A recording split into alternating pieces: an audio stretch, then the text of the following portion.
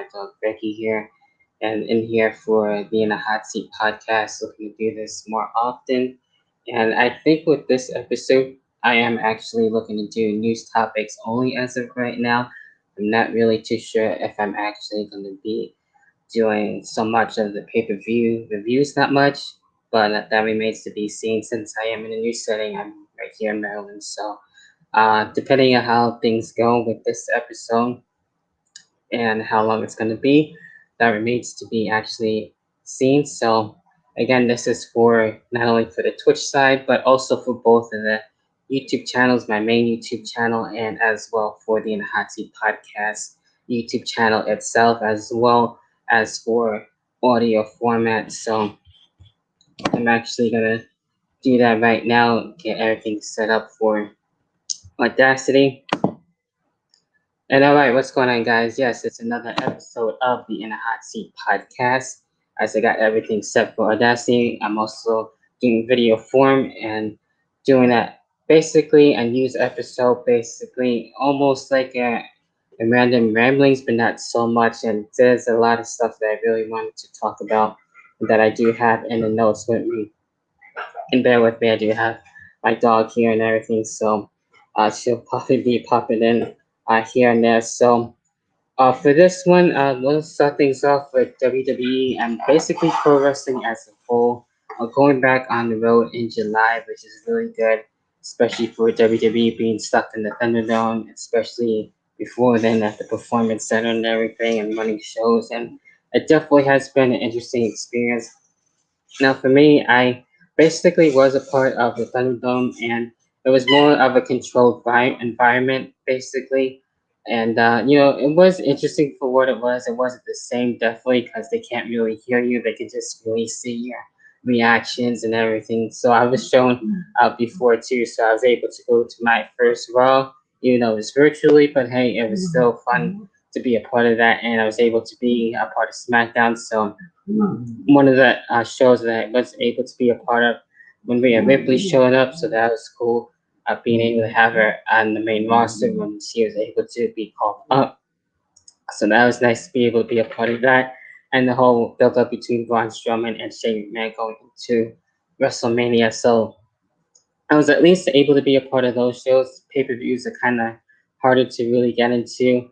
I don't know if I want to be a part of the final week of the actual shows for that and everything. I'm still thinking about it, so I might actually do that. I don't know, so we'll have to wait and see where things go with that. So that's basically a possibility, and I'm waiting for to see if they'll be in the Washington area. I know they're going to Charlotte, but I'm still going to be here in Maryland for quite a while up until my birthday of September. So we'll see if they'll actually be around here.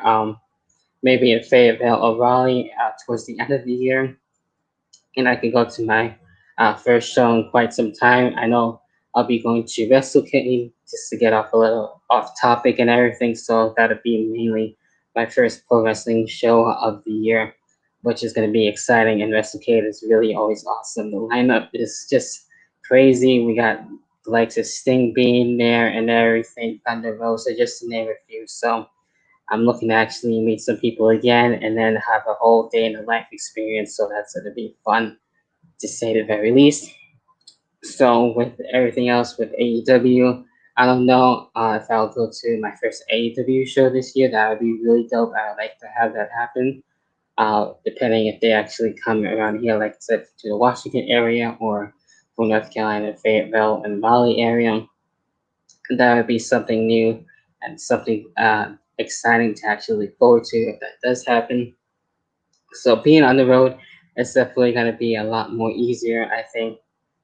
Add a lot more, especially if fans coming back, and then that should be really dope to see there.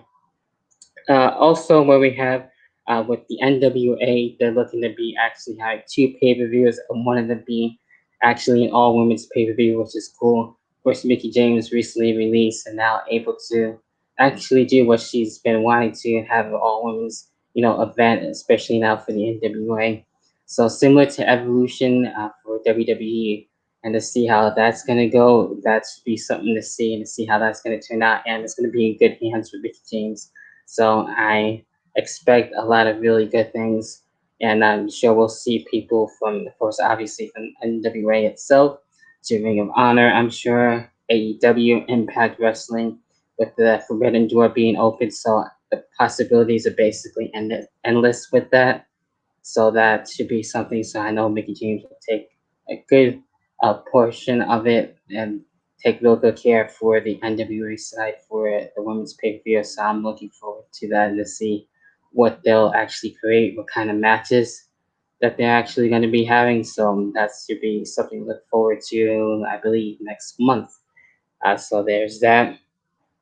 Speaking of going back into AEW, having a new show for Rampage, that'll be coming very soon. So as of late, we had Dynamite on Friday nights, and I kind of got used to it now. Right after SmackDown and everything, so it's really not really far too bad, and it frees up Wednesdays as of right now till we have Rampage going on TBS, so that should be interesting. So a lot more shows for AEW, so and add a lot more to seeing uh, wrestlers that haven't been really far too used too much and add more storylines hopefully, and kind of curious about it. Hopefully it's not too much like a dark or a dark elevation and it actually be kind of like equivalent to Dynamite. So there's that, and then they were able to have even more people. Of course, as of late, we've seen Christian there. We've seen, of course, the Big Show there. Basically, their commentary as of late and everything. Andrade recently was able to actually come about too from his release and everything. So that was pretty shocking, crazy. I'm hearing maybe Braun Strowman possibly might show up because I know he's been released, but I can see him going back to the WWE as well to finish things up. And speaking with other releases like Samoa Joe, I'm not too sure if he's going to be going there, but it looks like he's been at the Performance Center and he'll actually most likely go to NXT, which would make sense. I can see that happening. And seeing a few with other people that he hasn't viewed yet, be able to do that eventually go back to the main roster at some point. I would like to see Aleister Black do the same and a couple of other people that were actually recently released to actually go back to NXT that way and then work their way back up. And we'll see what happens. That everyone has to do that, but it would be a cool thing to actually see out of that and everything. So there's that. Also, with the video games, it's going to be really interesting to see where things going to be going to. As of right now, we're going to have basically a lot more. I know with the virtual basement thing, that's still in the works of the AEW video game, and WWE 2K22 is basically basically in production at this point. So I'm looking forward into seeing the new video games that are actually being able to come about and see how they're different and everything. I'm really curious about Virtual Basement 1 the most, and that's going to be pretty exciting to me, especially AEW one since we're having more of that variety and different stuff coming out of it. So that's really cool, and it's not just WWE out there. So hopefully, WWE actually add a lot more, like maybe return of GM mode and stuff like that will come back and everything. It's curious to see, who's actually going to be a part of the roster now with all these roster cuts kind of suck and everything. So, again, hopefully some of them will actually get to come back and everything. And they'll add a lot more to the games and actually, keep them a lot more busy and with the competition. So that's actually a good thing on that as well. So, that's pretty much it with terms of, in terms of topics and everything else.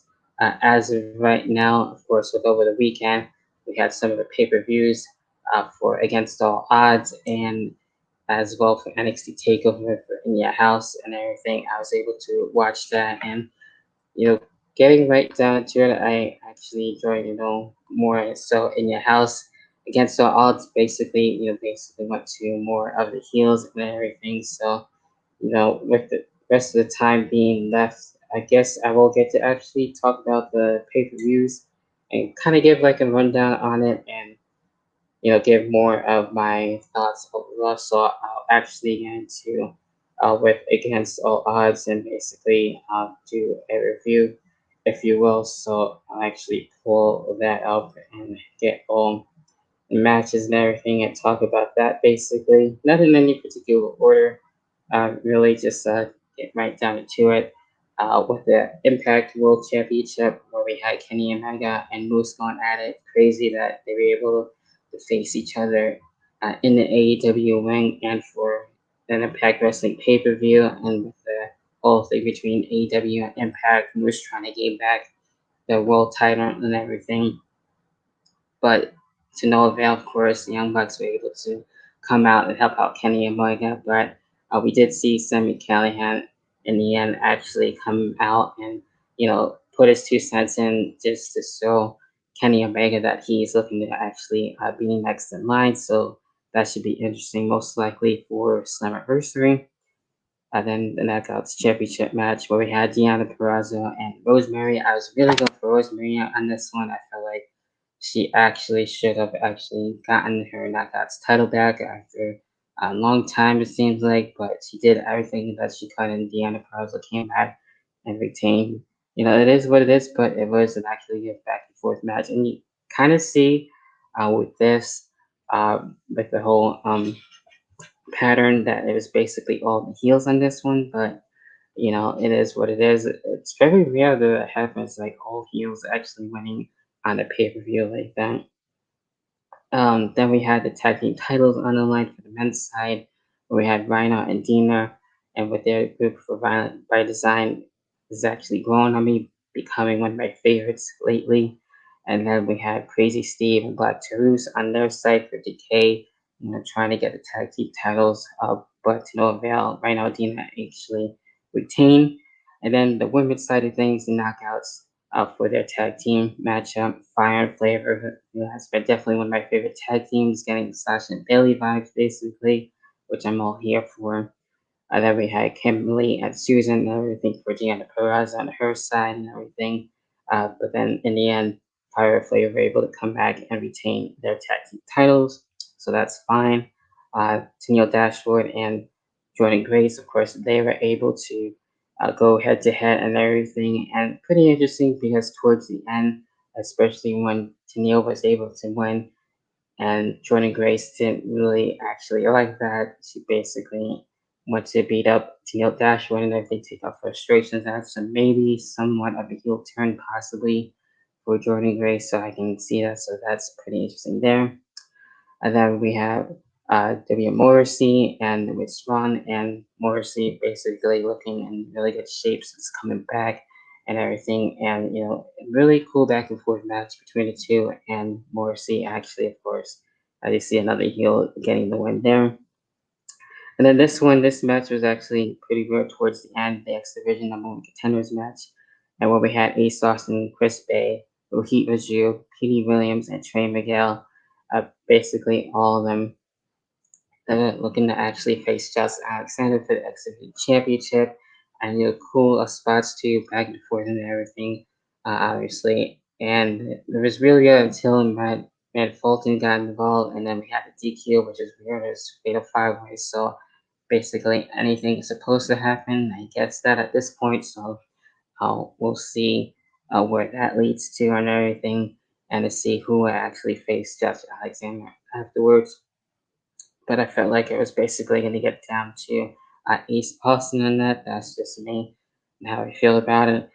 Joe Doran and Kojima on this one, and he's been able to show up on Impact as of late, and that's pretty cool as of with the New Japan guys and everything. So they were able to have their match, and Joe Doran was able to get the win for by design there.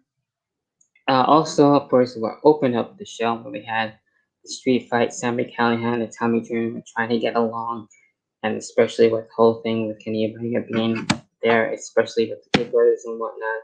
They were actually able to tag against the Good Brothers, Carl Anderson and the Gallows. We saw the use of good amount of weapons and everything, usage and everything. And actually, Sammy Callahan and Tommy Dreamer were able to win, so that was pretty interesting how they're able to work things out eventually and actually got the win there for them. So that was the impact side of things and getting into for NXT Takeover for In Your House. And with this one, takeovers don't really seem to not be bad or anything. They don't really disappoint. So get into what went down and everything, and get right into it. Basically, where we had MSK and Bronson Reed, and they were able to basically have a winner take all match. Of course, we got a different Tasma on this one for the North American title and as well the NXT tag team title. So a really strong way to start things off, and of course MSK and Bronson Reed actually getting their win. So that makes sense and that's cool. They were able to keep their titles and everything. Also, where we had uh, Xylee in action, of course, she was able to take on Mercedes Martinez. It's crazy how long she's been waiting since the Mania Classic, basically 4 years for this, and she reinvented herself. And I really like her new look as of late, and it's been really cool that she's got stable with her and everything going on. So she was able to feel more confident and be able to take on Mercedes Martinez and everything, which did their best to actually take out Xylee. But of course, Xylee was able to actually get a win, which is cool.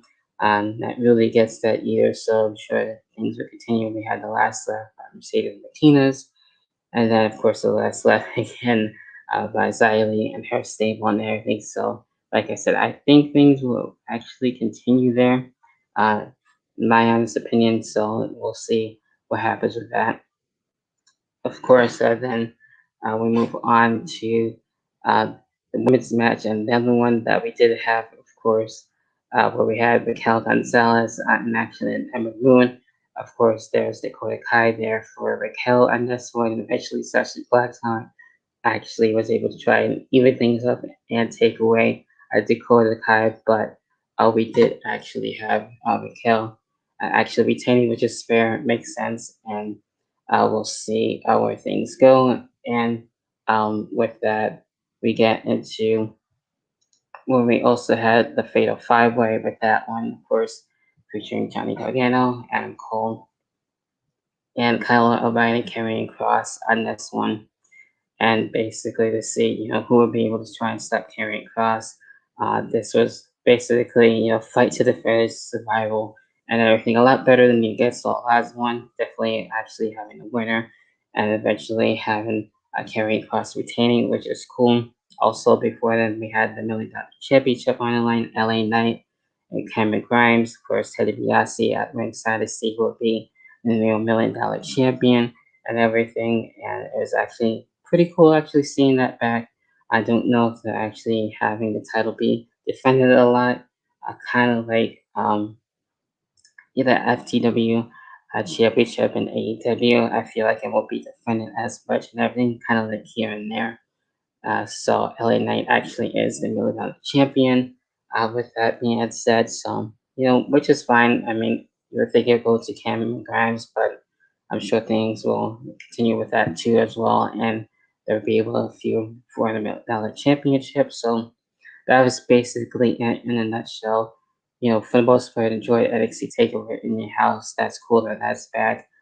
Just like the Great American Patch, even though it's basically a free preview, that's going to be back too as well like last year. So there's that upcoming as well. So basically everything that has been going on lately, I just wanted to get things through. I might do, other reviews too as well. On top of that, I'm not really too sure. Just to be, all caught up with everything else. I know I did WrestleMania as well. So there is that. Um, but as far as with the other stuff, just to get caught up, just to be sure on that, I know we got Hell in a Cell coming up too. That'll be for next weekend, so I'll definitely be looking to do something about that. And I know as of late too, like as of after pay-per-views, depending on which pay-per-view it is, I know I like to do the blogs, the written blogs on the Instagram account for the In the Hot Seat podcast. Definitely check those out too after the pay-per-views are basically over and done with. So I think that's pretty much all it as of right now. So I just wanted to do that and be on StreamYard for this and just get everything else out there. So I think that's pretty much it when it comes to that. So definitely check out the Nazi podcast on YouTube, definitely on Anchor and Spotify, Twitter, and the Instagram account as well. Continue the support, and I'll be looking to actually go live, not just on streaming, but on Twitch, because this will be on Twitch as well every once in a while. So just to get more use out of the Twitch account. So there's that, and we'll see what happens with next week or so. I know I'm looking to actually go to the beach, so depending on what happens, might be a little around Monday afterwards for the Hell in the Cell review and to see what else will be talked about there, whatever else pops up. So until then, that's it for me. Until then, enjoy the rest of this episode and on the playback and everything else. Until then, enjoy the rest of your day. Until then, see you in the next one. See ya. Peace.